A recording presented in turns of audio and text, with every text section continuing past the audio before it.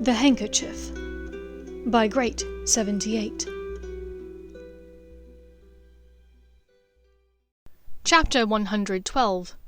Blood, Brew, and Bondage.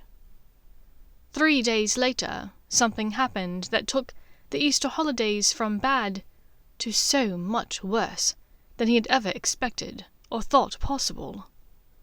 The day had begun much like any other. There had been meetings in the morning, and in one, Bellatrix mentioned that the Dark Lord would be returning within a few days. The meetings ended soon after lunchtime, and Draco snuck away to check on Luna.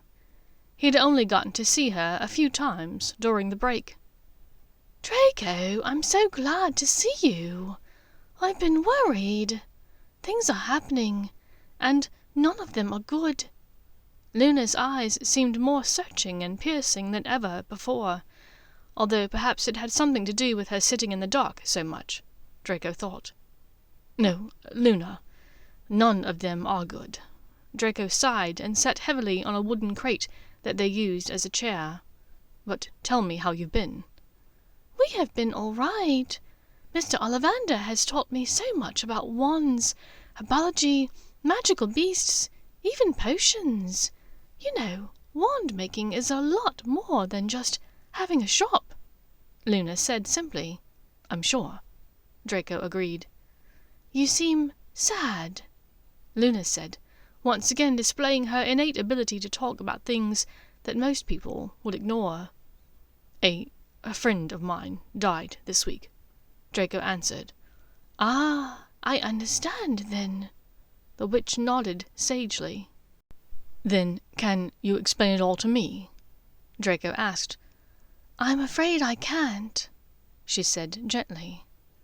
After a quick game of wizard's chess between him and Mr. Ollivander, in which Luna offered advice to both sides, and which Mr. Ollivander won handily, Draco departed to get ready for dinner.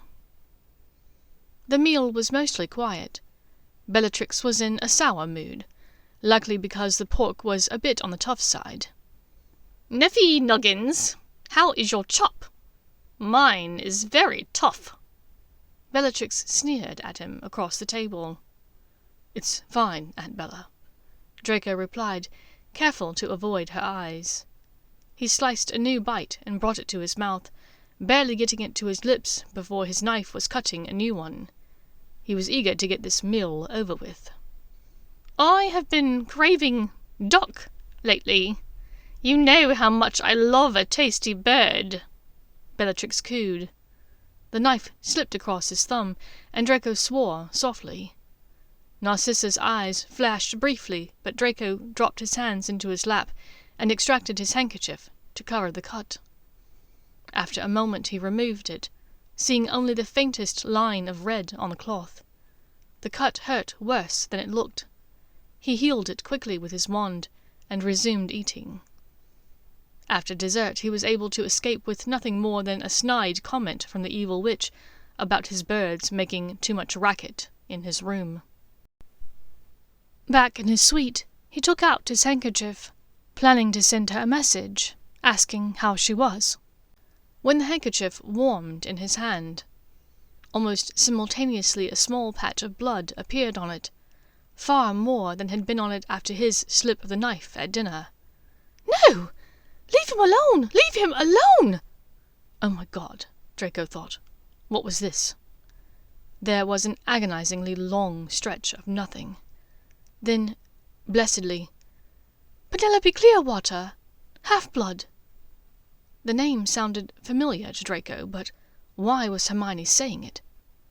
"No, it's like Vernon told you. He and Barney used it to cut firewood, that's all. The sword belongs to Vernon's father." Fuck. Oh my fuck. His brain stopped working for a few seconds. She was talking to someone about the sword. Not Potter or Weasley. She was telling them a name, a false name. Were Vernon and Barney false names for Potter and Weasley? The handkerchief warmed again. It isn't me!" Who wasn't her? Draco was surprised to find himself carding his hands through his hair and pacing furiously. not even aware that he had stood up from his bed at some point. Should he apparate to her? He felt sure that he could. Her blood on the handkerchief should be enough to give him a destination. "Are you going to take us to the ministry?" This confirmed it, then. There was someone else with them. Likely snatchers. None of the three of them had a reason to go to the ministry unplanned. "Are you taking us to Malfoy Manor?" Draco suddenly stopped pacing, abruptly. He felt like he had just been dropped down the steep curve of one of the muggle rides he'd ridden at the amusement park long ago with Hermione, Theo, and Eliza. They were coming here. They had been found and captured and recognized by some snatchers, and rather than take them to the ministry, the snatchers were bringing them directly to Lord Voldemort because of who it was that they had found. "Pym!" There was a pop next to him. The pair of them landed in the cellars with a crack, and he heard Luna and Mr. Ollivander startle in surprise. Draco cast a muffliato quickly. "Hermione and the others have been captured. They're arriving here soon. I need your help," Draco gasped out. "There are protective shields that I can cast, but they will not protect against the Cruciatus. Do either of you know of anything? Another protective spell, a charm, a potion, anything?" Ollivander looked a bit flummoxed, still a bit out of sorts at his sudden appearance. But Draco looked over at Luna. Luna thought for a moment. "You can always imbue an object with a talisman potion. That's what Blaise gave me for Valentine's Day. A talisman necklace. It has the potion inside of it. He told me he wanted to make it for me at Christmas." Draco seized her arm. "Tell me what to do." "We will need a few potion ingredients. A Wigan tree, arnica oil, sage, rosemary, nettles, bezoar, rue, and ashwinder eggs. The ashwinder egg is a bit hard to come by, however. It took Blaise months to source it." "We only have a few minutes." Draco was frantic, trying to remember all of the ingredients she had told him, whilst trying not to think of the words his father had said about bigger targets and the desire for heads to remain with bodies. "Raffy can get it for you, Master Draco." Pym's warm voice spoke up. "Master Ted, he was a healer. He kept a large potions lab." "Please, get it," Draco begged him. A small pop, and the elf was gone. His mother appeared at the doorway of the cellar-turned-prison, coming for her usual visit with Luna. "Is everything all right?" "No!" he fairly shouted, then remembered himself. He cast a stronger muffliato and continued. "She and Potter and some others have been found by snatchers. They're bringing them here to him. To her. They will be here any minute." Pym reappeared with Raffy, holding the small jar of ashwinder eggs. Why is Raffy here?" Narcissa asked in bewilderment. "I'm making a talisman potion," Draco said swiftly to her, then turned his attention back to Luna. "What else?" "I'm afraid you might be missing the most crucial ingredient, Mr. Malfoy," wheezed Ollivander delicately. "For a talisman to work, you need the item to be physically on her person, and you need a bit of blood from the protector and a bit of blood from the one to be protected." "But that is the easiest part, Mr. Ollivander," Luna said gently. "Draco has been carrying it around for years." Everything turned still. Even as she spoke, the plan crystallized in his mind. The handkerchief. She was already carrying it with her. Whatever he did to his handkerchief would happen to hers. And they were both stained time and time again, even today, by both their own blood. He withdrew the handkerchief from his pocket, still spotted and streaked with their blood, her last words still appearing on it, for his eyes only. More blood spots had bloomed on the handkerchief. It wasn't much. Perhaps she'd only wiped her mouth against the cuff, where it had bled from earlier. Still, the sight had him seeing red. Some asshole had touched his witch, and he could do nothing about it at the moment. There was a distant, unexpected clanging noise that rent the evening outside. Words appeared on the handkerchief, unseen by anyone's eyes but his own because of the enchantments. "The gates are locked." "They're right outside the gates, Mother.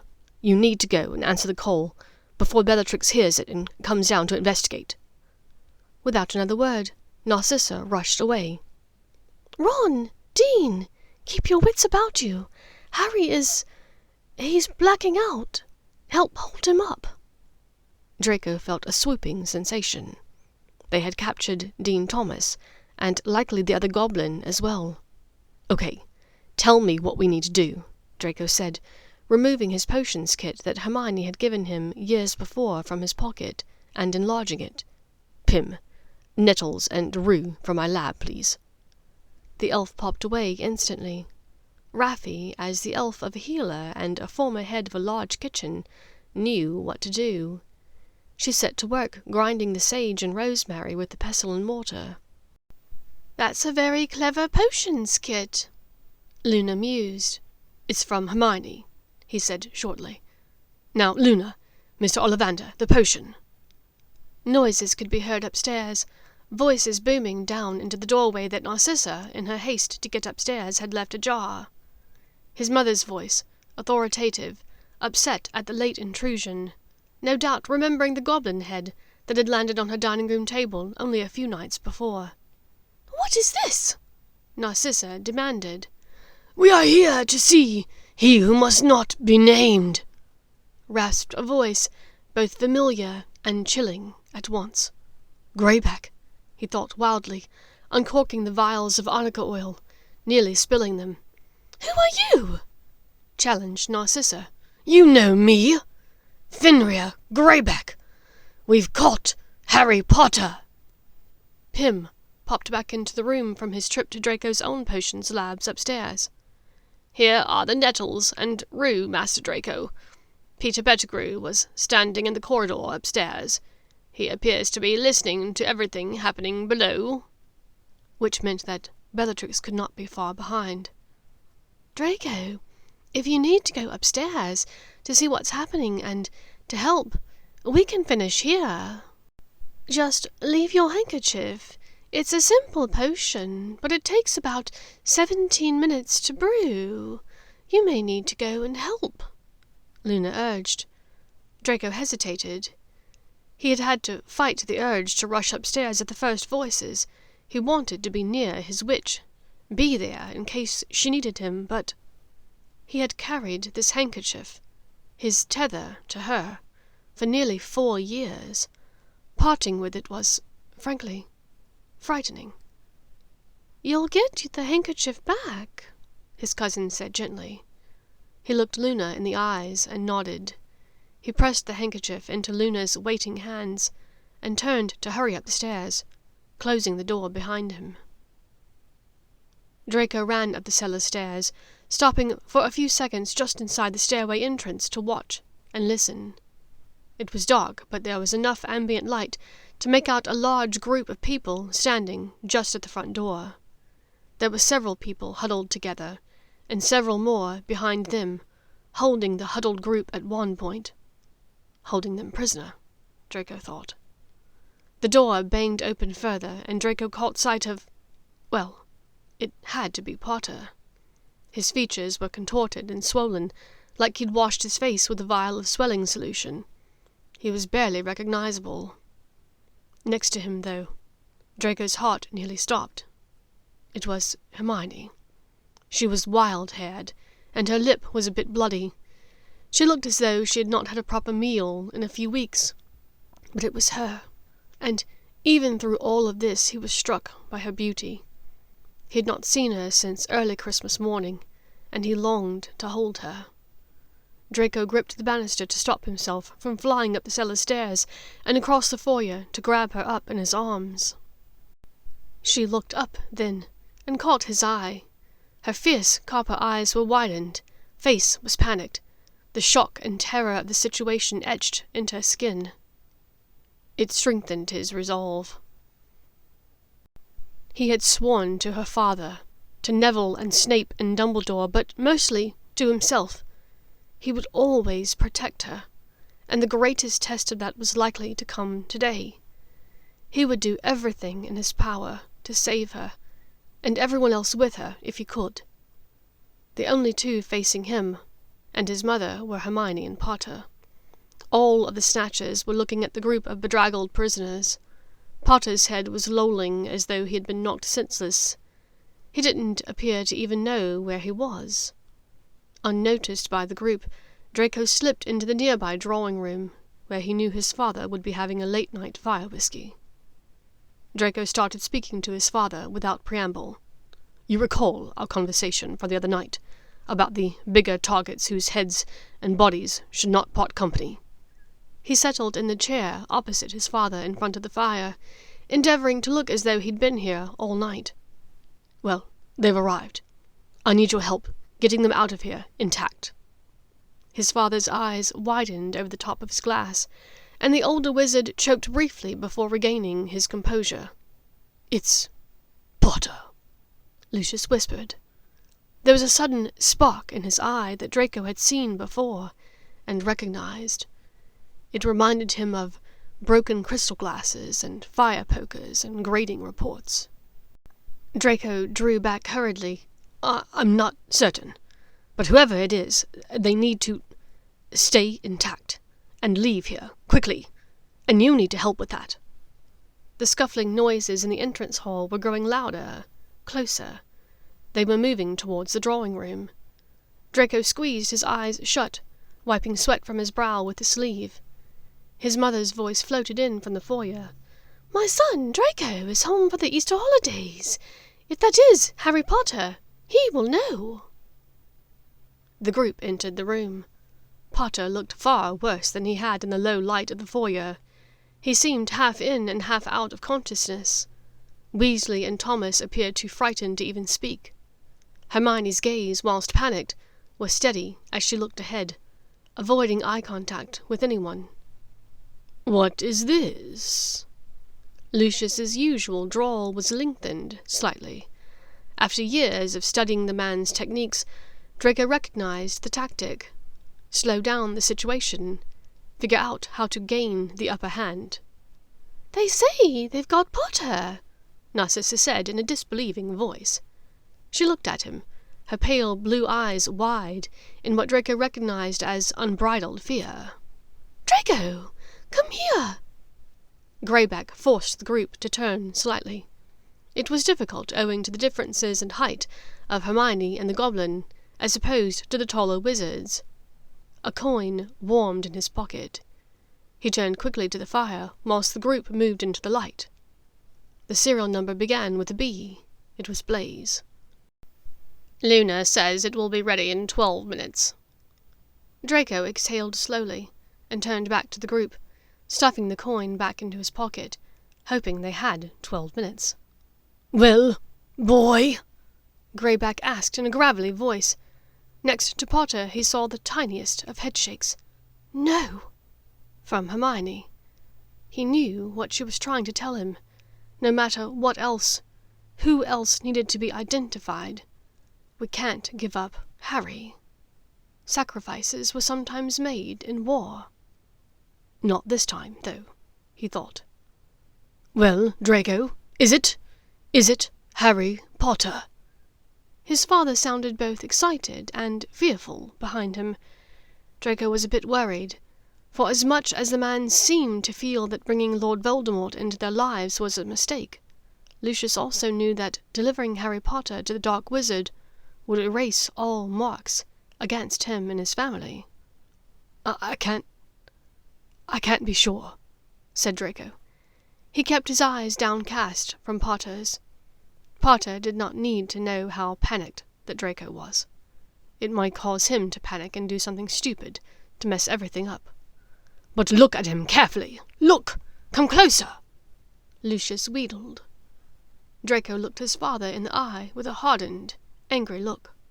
What kind of game was Lucius playing at? Did he not understand that just saving Hermione would not be enough for his witch? If he saved her but let Potter get turned over to Bellatrix and Voldemort, she would never forgive him. His father started speaking again.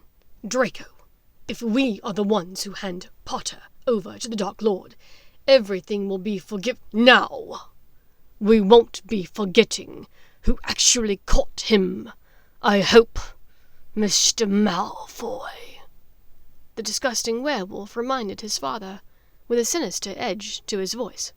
"Of course not! Of course not!" said Lucius angrily to Greyback. He walked closer to Potter and peered at the puffy skin. "What did you do to him?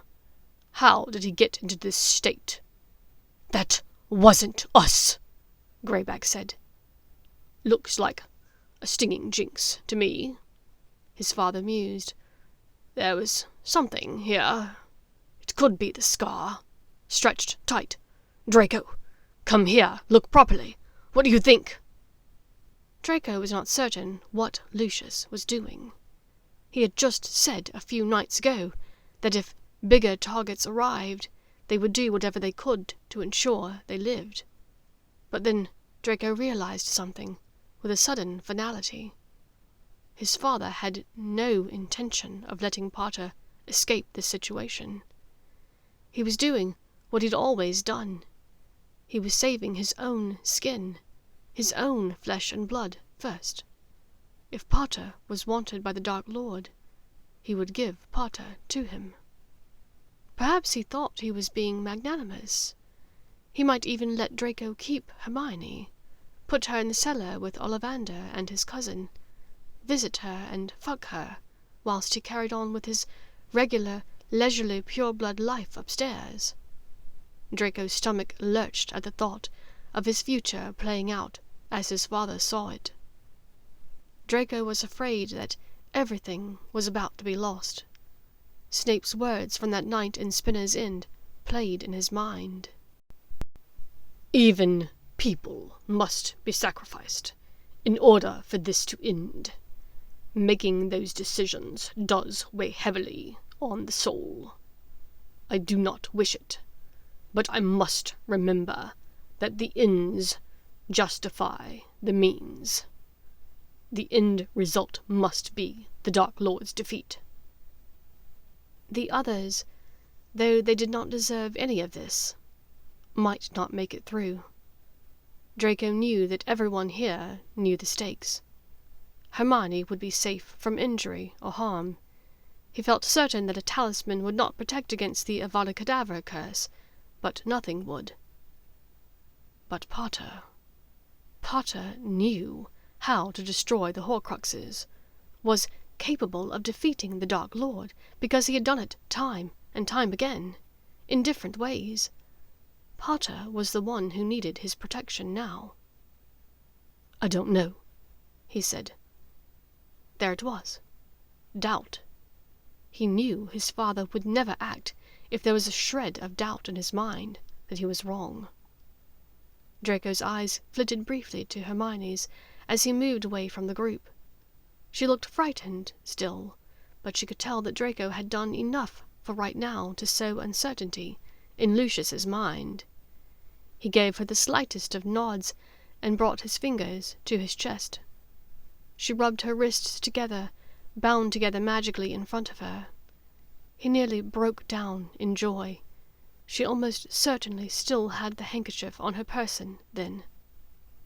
As his coin from Blaze warmed again, he walked towards his mother, whilst his father continued to look indecisively at Potter. He whispered to Narcissa, "You've got to help.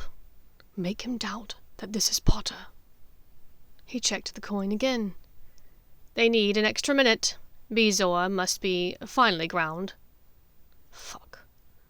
For her part, Narcissa had been standing mostly transfixed by the sight in front of her. Now she began speaking loudly to Lucius. "We had better be certain, Lucius, completely sure that this is Potter, before we summon the Dark Lord." She held up the wand, a brutish, squat-looking wand that was undoubtedly the substitute wand that Weasley had provided to Potter. "They say that this is his, but this does not resemble Ollivander's description. If we are mistaken, if we call the Dark Lord here for nothing, remember what he did to Dolov and Roll." Draco shuddered a bit, remembering the particularly rough torture that those 2 Death Eaters had endured after losing the 2 Gryffindors in Muggle London last summer. "What about the mudblood, then?" snarled Greyback. The filthy werewolf reached for Hermione, and Draco started to lunge towards them, but his mother pulled him back by his arm. "Wait," said Narcissa sharply. Yes, she was in Madame Malkin's with Potter. I saw her picture in the Prophet. Look, Draco, isn't it the Granger girl?" Draco's eyes widened quickly at his mother's sudden and swift betrayal. He rounded on her and met her eyes with a blaze of fury and inquiry. She met his stare steadily with her own ice blue. Into his mind dropped an image, almost like a memory, of the fountain of magical brethren in the Ministry of Magic. Though Draco knew that the fountain was no longer there, replaced by some awful monstrosity involving crushing muggles under the feet of wizarding folk, but he also knew what it represented, and what his mother was trying to tell him. Better to turn her over to the Ministry, have her stand trial as a Muggle-born and a truant, even a farcical trial that would land her in Azkaban until all of this was finished. That would be better than to allow Greyback to have his way with her. He looked at his mother. Behind her blue eyes he saw the panic, the concern, not just for him, but for Hermione as well. Maybe. Yeah. Then his father spoke up once more, and something inside Draco nearly broke. "But then, that's the Weasley boy. It's them. Potter's friends. Draco, look at him. Isn't it Arthur Weasley's son? What's his name?" Draco fixed Lucius with a look of seething anger. His father had been making minimal efforts to help, or at least not to hurt Draco, for the past several months.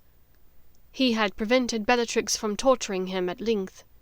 He had kept the secret of Hermione, made excuses for his absences in meetings, tried to put himself between Draco and Lord Voldemort during missions. He had even demanded that the Snatchers only bring them living beings, to avoid anyone getting killed before they got here. And now, this. They had established that Potter might not be Potter, and Draco nearly had Hermione protected with the talisman. All they needed to do was to pay these Snatchers for the truancy bounties, throw in a bit of extra for the renegade goblin, and tell the filthy men to get out of here, that they would take these truants to the Ministry. They could get Potter, Hermione, and the others out before Bellatrix had a chance to sink her talons into them. Instead, Lucius had allowed his own personal distaste for the Weasley father, and his own desire to save himself from Lord Voldemort's wrath, to guide his actions. It took everything inside of Draco not to punch his father directly in the face. Lucius looked at him with a pleading, longing look, and it did not take legitimacy for Draco to understand what his father was trying to convey. This is our last chance. Your last chance to follow the path I have cleared for you. Draco turned away, tears in his eyes. This was it. This was his final, last-ditch effort. There was nothing else to be done. He knew he was about to condemn multiple people to torture and death, but he had no choice. So long as he was not disowned, the wards of the house would still allow him to apparate in and out of the house easily. He would turn around and grab Hermione and Potter, and they would disapparate. He likely would not be able to come back once the wards were changed, once his father had disowned him. He only hoped that his mother could get out as well. He set the destination in his mind. The little alleyway behind the school in Whitchurch, the town where Joel Willingham was killed. "Yeah," Draco croaked. "It could be." Now, he thought. Turn and do it now. But he hesitated. She would be so upset if they left Weasley behind? Could he get all three? Could his mother help? Could he somehow convey this idea to her with legitimacy? He was trying to work out how, when the drawing room door opened. "What is this? What's happened, sissy?" a wretched voice asked.